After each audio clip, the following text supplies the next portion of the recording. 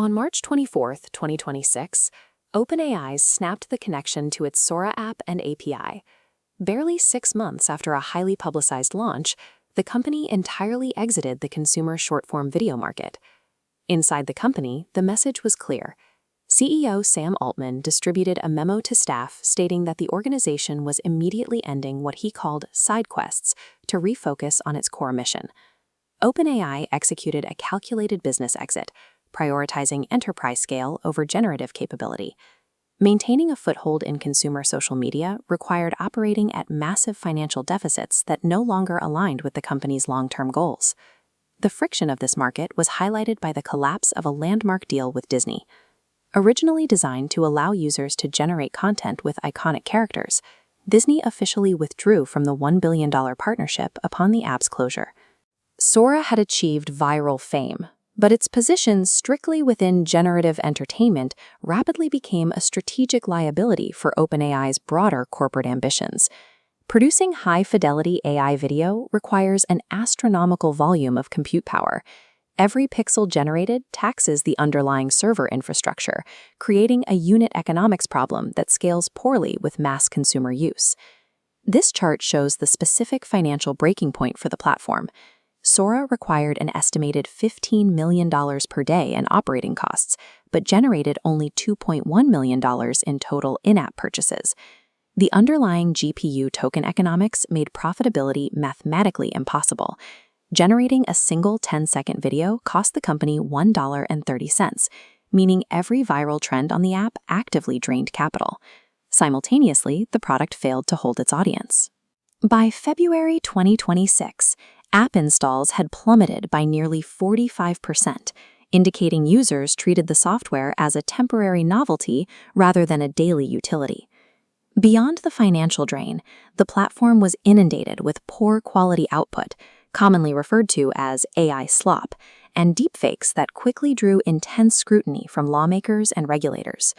Users repeatedly weaponized the tool to generate unauthorized deepfakes of historical and public figures, including Martin Luther King Jr., escalating the company's legal exposure. Intense pressure mounted from the estate holders of these figures, including the family of Robin Williams, adding severe legal threats to an already unprofitable product. An astronomical compute burn rate, a collapsing user base, and endless intellectual property controversies turned a technical marvel into a financial black hole. By terminating Sora, OpenAI freed up massive arrays of H100 and H200 compute clusters. These resources are now being aggressively routed to pre-train a new flagship model, internally codenamed Project SPUT. SPUT uses a reasoning-heavy architecture that abandons the fast, probabilistic token generation of previous models for System 2 thinking. This means the AI architecture verifies its own logic, performing slower, deliberate reasoning before outputting any final answer. This deliberate reasoning is specifically optimized for complex software engineering. To support this, OpenAI acquired Astral, the creators of high-performance Python tools like UV and Rough, embedding professional-grade developer tooling directly into the model's logic chain. To deliver this model to professionals, OpenAI is rolling out a unified macOS-first application called the Desktop Super App. This diagram shows the Trinity integration, merging ChatGPT, the Codex programming environment, and the Atlas browser into one interface. The app enables agentic workflows, where a single command allows the AI to autonomously navigate browsers and manipulate files to complete complex tasks. OpenAI is leaving the consumer application space to build a comprehensive autonomous operating system for professional knowledge workers. The development of Project SPUT and the Super App acts as a code-red defensive maneuver against rising enterprise rivals like Anthropic, Google, and Microsoft. In the business-to-business sector, new corporate customers are choosing Anthropic's Claude model over OpenAI at a rate of 3-to-1, making it the default choice for the Fortune 500.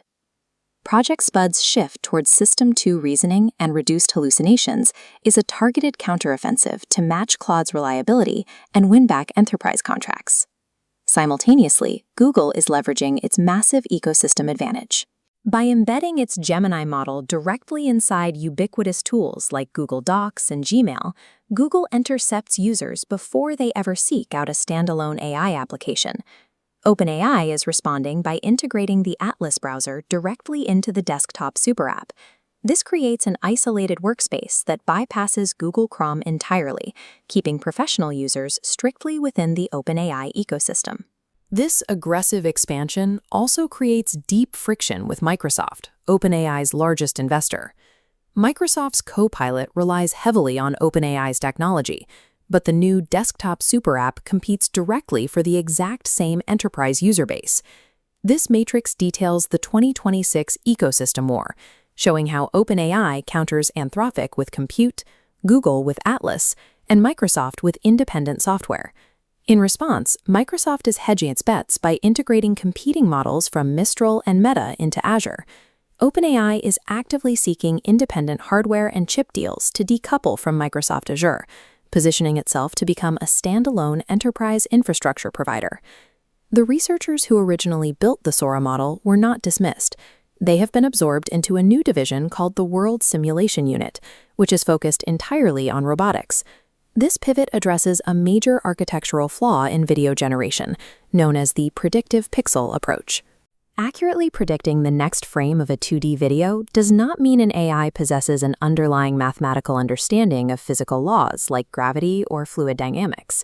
Sora relied on diffusion transformers, neural network architectures that learn to generate data by reversing added noise, making them highly prone to hallucination. They recognize what a shattering glass looks like, but lack the structural logic of the glass itself. The World Simulation Unit is now generating physics-accurate digital environments. This allows humanoid robots to practice complex warehouse logistics or domestic labor millions of times before ever interacting with a physical object. The critical breakthrough required for this is object permanence, achieved through space-time tokens. Space-time tokens are data structures that allow a model to track the existence and coordinates of an item across time, ensuring the AI knows a ball still exists even after it rolls under a couch. This compares OpenAI's approach to Fei-Fei Li's World Labs, which treats the environment as a continuous 3D simulation. World Labs achieves this using NeRFs, algorithms that synthesize explorable 3D scenes from 2D images, creating an interactive environment rather than a static movie. A third approach to world modeling is being developed by Yann LeCun's AMI Labs, which uses an abstract reasoning architecture known as JEPA. JEPA operates entirely within mathematical latent space. Latent space is a compressed data representation where similar concepts are grouped closer together, allowing the AI to form causal rules about how objects interact, without wasting compute power rendering a single pixel. To automate the physical economy, an AI does not need to be a world-class digital artist.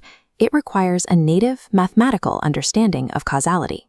Financial analysts view the termination of consumer video and the pivot to enterprise robotics as a necessary clearing of the decks for an initial public offering, expected in late 2026 or 2027. Going public requires filing a prospectus. A prospectus is a formal legal document required by and filed with the Securities and Exchange Commission that provides details about an investment offering for sale to the public, including all operational and financial risks.